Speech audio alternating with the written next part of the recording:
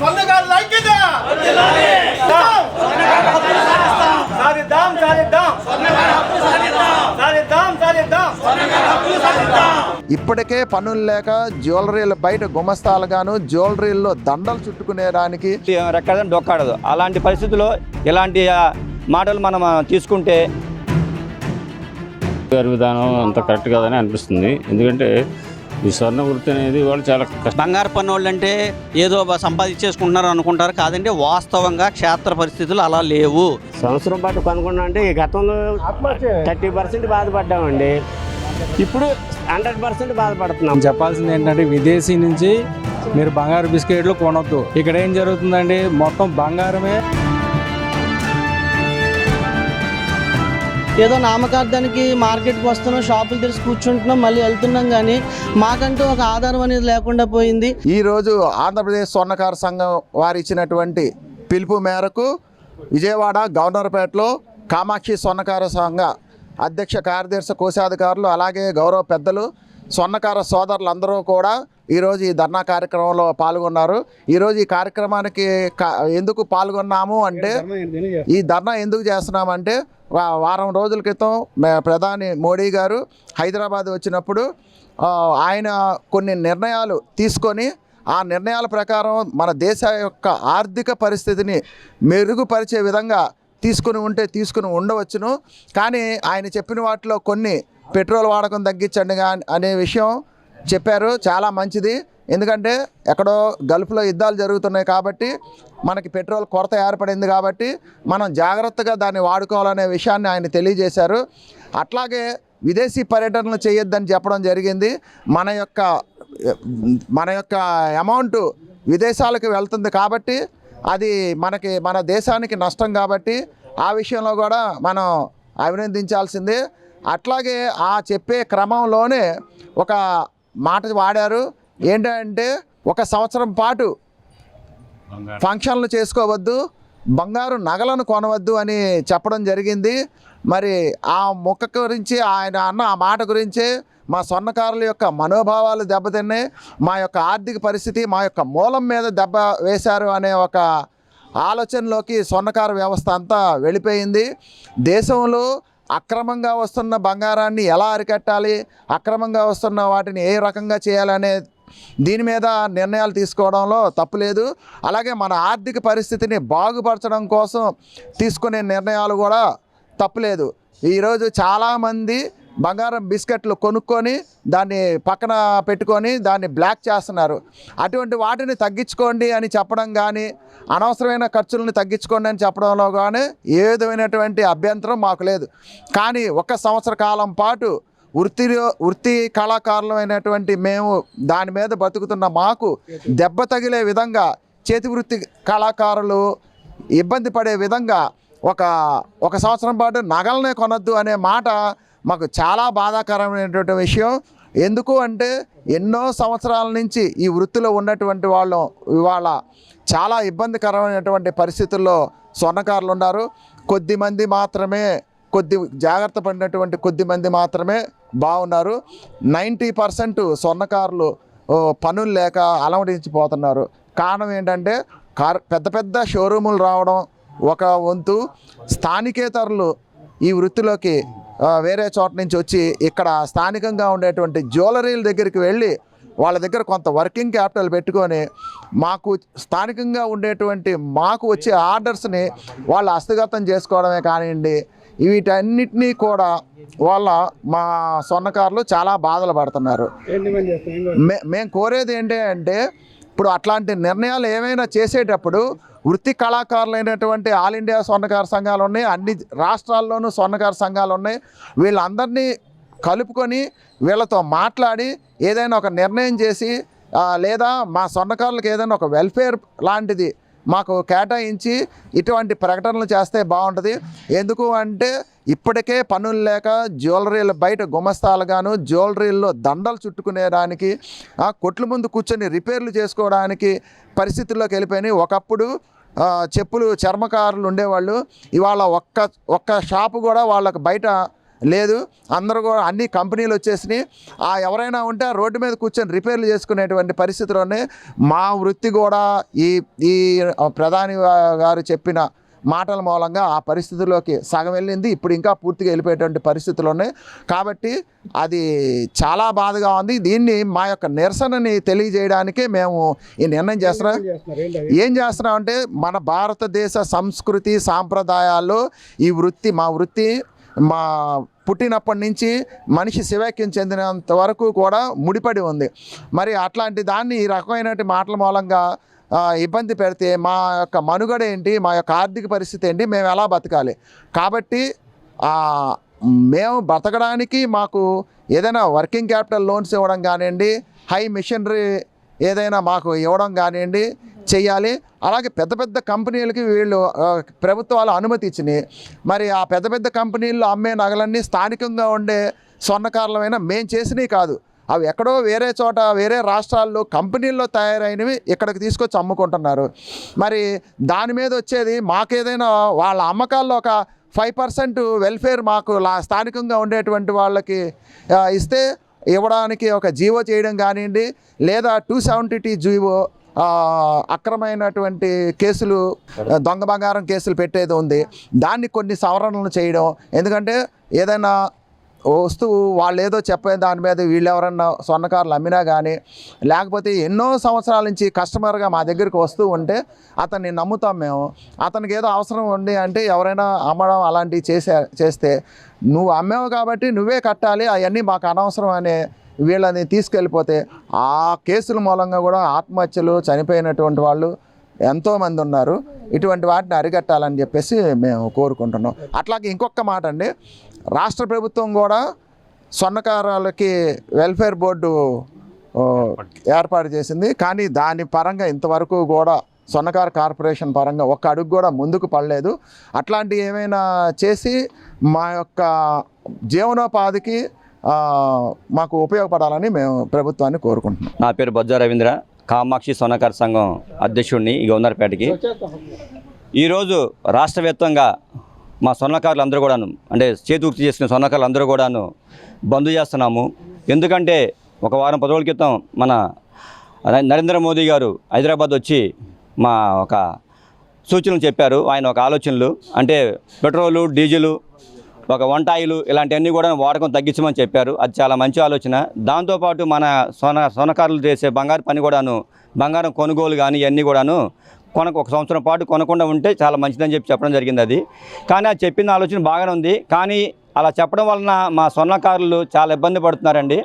గతంలో దాదాపు కరోనా వచ్చిన దగ్గర నుంచి ఇప్పుడు చాలామంది ఇబ్బంది పడుతూనే వస్తున్నారు స్వర్ణకారులు. మళ్ళీ ఇది చెప్పంగానే మోదీ గారు కస్టమర్లు అందరూ కూడా బంగారం కొనడం ఆపేశారు చాలా వరకు కూడాను. ఇదే కొనసాగితే మా స్వర్ణకారులకి పనులు ఉండవండి. ఎందుకంటే మా స్వర్ణకారులు పని చేస్తే కానీ పొట్టగడవదు, డొక్కాడితే కానీ పొట్టగడవదు, అలాంటి రెక్కడదని డొక్కాడదు. అలాంటి పరిస్థితుల్లో ఇలాంటి మాటలు మనం తీసుకుంటే అది భారతం చాలా కష్టం అండి స్వర్ణకారులు. కాబట్టి మా ఇలాంటి ఆలోచనలు చేసేటప్పుడు మన ప్రభుత్వం కొంచెం ఆలోచనలు ముందుకెళ్ళి స్వర్ణకారులకు ఏదన్నా ఉపయోగం కలిగించే ఆలోచనలు చేస్తే, సో ఇప్పుడు ఎల్ఫైర్ స్వర్ణకారులకి ఎల్ఫైర్లు కానివ్వండి, లేదంటే అన్న సొసైటీకి ఉన్న ఇలాంటి లేదంటే కంపెనీలను ఏర్పాటు చేసి ఏమన్నా పని కల్పించే ఏర్పాటు చేసి ఇలాంటి చెప్పున్నా కానీ బాగుండేది.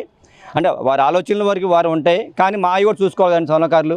దాదాపు ఇక్కడ మా విజయవాడ చూసుకుంటేనే దాదాపు 1 టౌన్ 2 టౌన్ చూసుకుంటే 10,000 మంది పైచీలకండి స్వర్ణకారులు ఇక్కడ.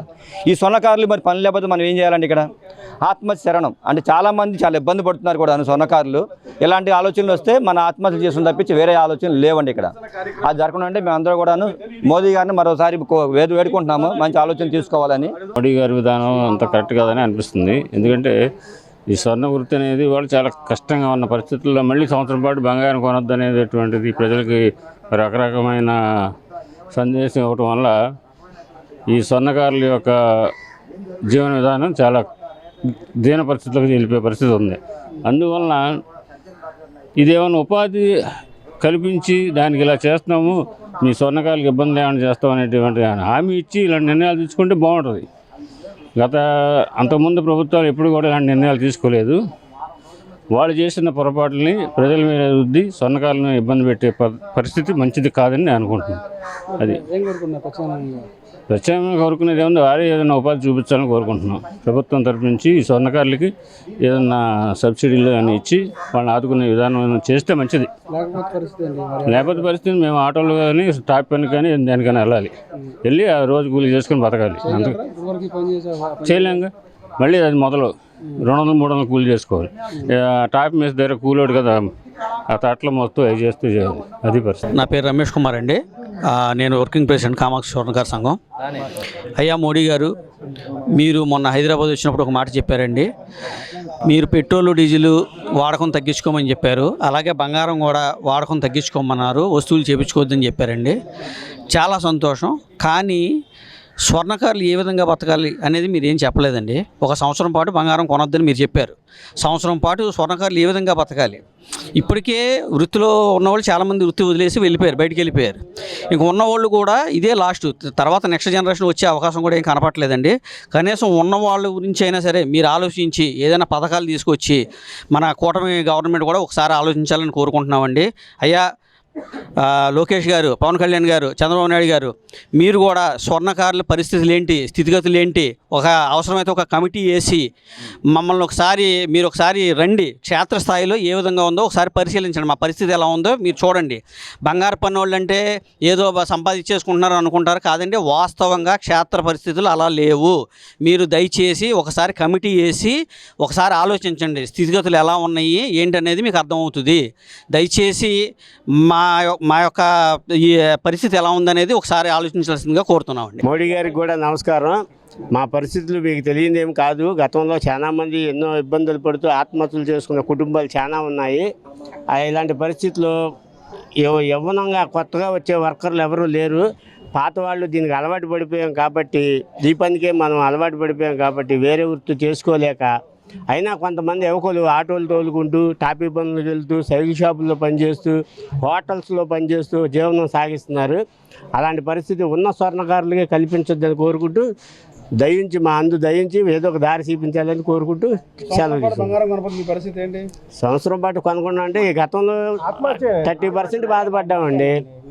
ఇప్పుడు 100% బాధపడుతున్నామండి. అది కొనకపోవడంలో. ఇప్పుడు పొద్దున్నే వచ్చి సాయంత్రానికి వెళ్ళిపోతున్నాం. ఇప్పుడు ఈ బంగారం పని కొనకుండా కస్టమర్లు రాకుండా ఉన్నారనుకోండి, రాత్రులు ఇంటికి వెళ్ళి భార్య ముందు భర్త ముందు భార్య పండుకొని ఏడుస్తూ మోడీ గారు చేసిన పనికి మనకి ఇలాంటి పరిస్థితి కల్పించారని చెప్పుకొని బాధపడుతూ కూర్చోవడమే పిల్లలతో. గారు ఇచ్చిన పిలుపు అందరికీ కన్ఫ్యూజ్గానే ఉంది. ఆయన చెప్పాల్సింది ఏంటంటే, విదేశీ నుంచి మీరు బంగారు బిస్కెట్లు కొనొద్దు, దాని ద్వారా ట్యాక్స్ మనం కాపాడుకుందామని ఆయన పిలుపు. ఇక్కడ ఏం జరుగుతుందండి, మొత్తం బంగారమే స్మాష్ అయిపోయేటట్టు ఉంది. అంటే వ్యవస్థ మొత్తం కుప్పకూలిపోయేటట్టు ఉంది. 48 డిగ్రీల ఎండలో ఒక గోడ చాటును కూర్చొని పనిచేసుకున్న వాళ్ళని ఇలా రోడ్డు మీద పడేశారు.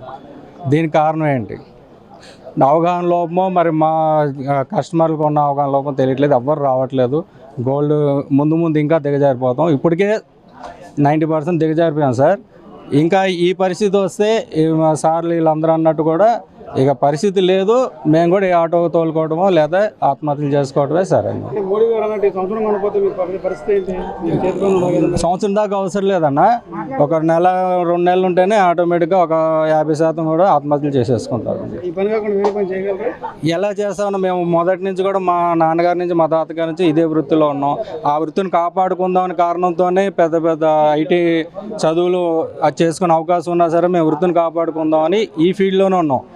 తీరా ఇది చూస్తేనేమో రోజు దిగజారిపోతుంది. ఇంకా దిగజారిపోయింది. ఈ ప్రజానాయకులు లేదంటే ప్రజాప్రతినిధుల వల్ల మేము ఇంకా దిగజారిపోతున్నాం.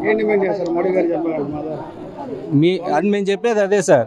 మోడీ గారు చెప్పాల్సింది ఏంటంటే, స్వర్ణకారుల్ని లేదా చేతి వృత్తుల్ని కాపాడండి. ప్రభుత్వం కానీ మన భారతదేశం కానీ అభివృద్ధి చెందాలి, దాని కాదంట్లా. అభివృద్ధి చెందాలంటే ప్రజలు బాగుండాలిగా. ప్రజలు బాగుండాలంటే చేతివృత్తులు కాపాడుకోవాలిగా. నేను అదే మా సంఘం తరపున చెప్పేది ఏంటంటే, మోడీ గారికి, అయ్యా మీరు విదేశీ నుంచి దిగుమతులు ఆపండి, స్వదేశీ ఉన్న బంగారు ఆభరణాలు మటు ప్రోత్సహించుకోండి అని నినాదం చేయాలని నా ఉద్దేశం. పేరు రఘు, ధనాలకోట రఘు. ఇప్పుడు కరోనా టైంలో అండి, ఆ టైంలోనే గవర్నమెంట్ కనుక మాకు ఒక ప్రత్యామ్నాయం జరిగించుంటే ఈరోజు మేము ఇలా రోడ్లెక్కే పరిస్థితి ఉండేది కాదు.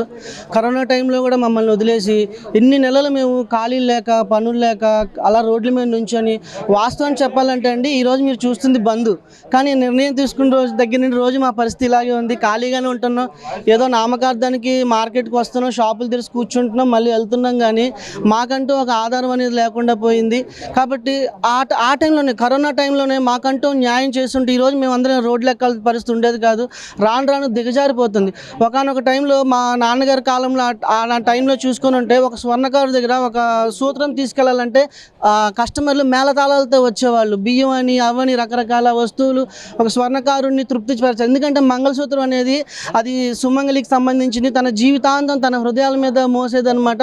అటువంటి విలువైన వస్తువుని తీసుకెళ్లేటప్పుడు వారు ఎంత వైభవంగా మేళతాళాలతో వచ్చి తీసుకెళ్ళాలి. కానీ ఈరోజు కార్పొరేట్ స్థాయి వాళ్ళు వచ్చేసి ఈరోజు ఒక మంగళసూత్రం కొనాలంటే అలా వెళ్తున్నారు, అక్కడ సెలెక్ట్ చేసుకున్నారు, కొనేస్తున్నారు, దాని విలువ కూడా తెలియట్లేదు జనాలకి.